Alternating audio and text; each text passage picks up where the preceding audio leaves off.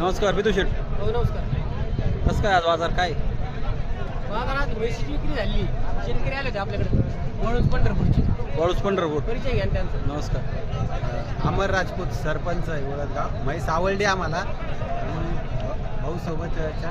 त्यांचा परिचय घ्या. नमस्कार. त्यांचा सुभाष परिचय. फकीरचंद राजपूत वळदगाव. बरं. हे वडदगावचे शेतकरी आहेत आपल्याकडे आले होते.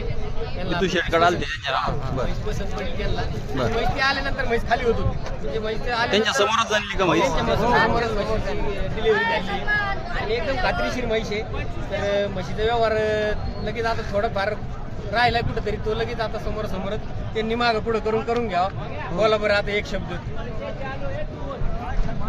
बरं आता सकाळपासून ऐका.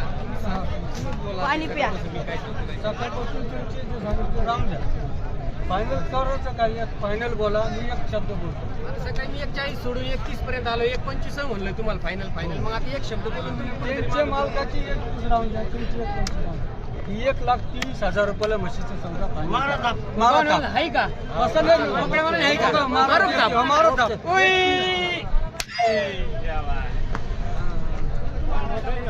आहे का?